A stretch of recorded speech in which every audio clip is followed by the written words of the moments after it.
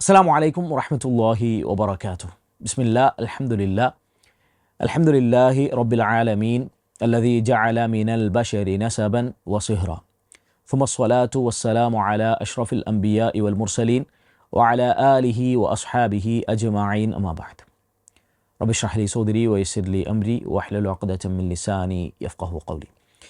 വളരെ സ്നേഹം നിറഞ്ഞ ശ്രോതാക്കളെ, സഹോദരി സഹോദരന്മാർ, ഓരോ അക്കാദമിക വർഷം ആരംഭിക്കുമ്പോഴും ചൂടുപിടിച്ച ചർച്ചകൾ, എൻ്റെ മകനെ ഇന്ന കോഴ്സിന് അയക്കണം, ഇന്ന രൂപത്തിലുള്ള ജോലിക്കാണ് ഇന്നത്തെ കാലഘട്ടത്തിൽ കൂടുതൽ പ്രാധാന്യം, അല്ലെങ്കിൽ ഇനി വരുന്ന കാലഘട്ടത്തിൽ ഈ പഠനത്തിനൊന്നും സ്കോപ്പില്ല, ഇങ്ങനെ പല വാക്കുകൾ, പല ചർച്ചകൾ നമ്മൾ കേൾക്കാറുണ്ട്.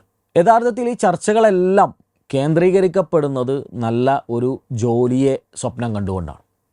മാതാപിതാക്കൾ പലപ്പോഴും പറയാറുള്ളത് പോലും ആളുകളുടെ മുമ്പിൽ തല ഉയർത്തി നടക്കാൻ സാധിക്കുന്ന രൂപത്തിലുള്ള ഒരു ജോലി കരസ്ഥമാക്കണം എന്ന രൂപത്തിലാണ് നൽകാറുള്ള ഉപദേശങ്ങൾ.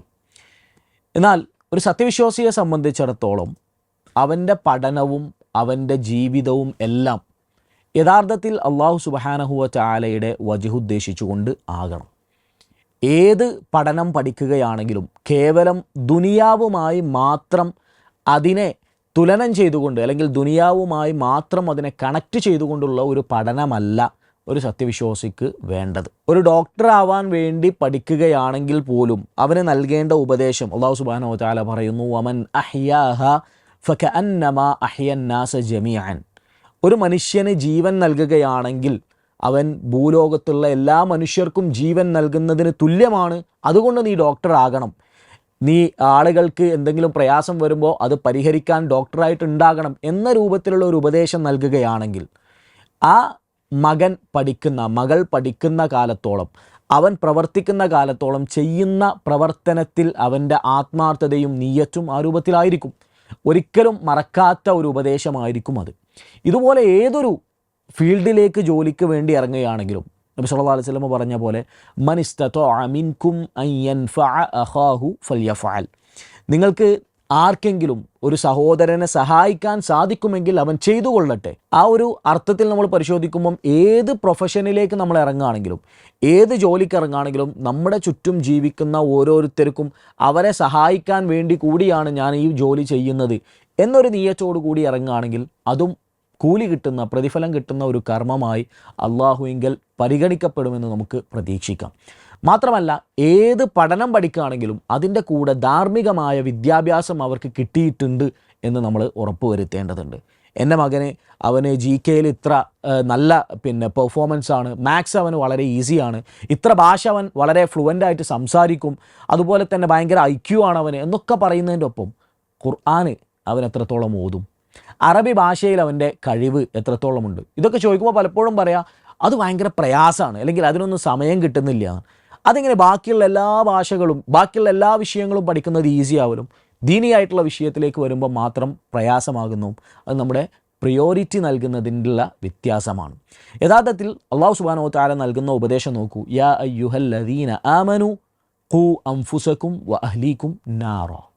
നിങ്ങൾ നിങ്ങളെയും നിങ്ങളുടെ കുടുംബത്തെയും നരകത്തിൽ നിന്ന് രക്ഷിക്കണം. അതാണ് ഫസ്റ്റ് പ്രിയോറിറ്റി. അപ്പോൾ അതിനു വേണ്ടിയാണ് യഥാർത്ഥത്തിൽ നമ്മൾ പണിയെടുക്കേണ്ടത്. ആ നരകത്തിൽ നിന്ന് നമ്മെയും നമ്മുടെ കുടുംബത്തെയും രക്ഷിക്കാനുള്ള മാർഗങ്ങൾ സ്വീകരിക്കുക.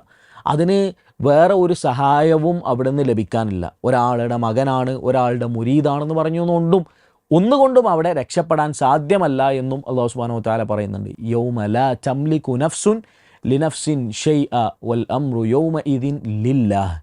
അള്ളാഹുവിന് മാത്രം മിൽക്കിയത്തുള്ള, അള്ളാഹു മാത്രം മുൽക്കായിട്ടുള്ള ആ ഒരു ദിവസം, മാലിക് യൗമിദ്ദീൻ എന്നെല്ലാ ദിവസവും നമ്മൾ വിളിച്ച് പ്രാർത്ഥിക്കാറുള്ള ആ ഒരു ദിവസം അന്ന് വേറെ ആർക്കും സഹായിക്കാൻ കഴിയൂല. അതുകൊണ്ടാണ് റസൂലുള്ളാഹി സ്വല്ലല്ലാഹു അലൈഹി വസല്ലമ പോലും പറഞ്ഞത്, യാ ഫാത്തിമതു ബിൻത മുഹമ്മദിൻ അൻഖിദി നഫ്സകി മിനന്നാർ.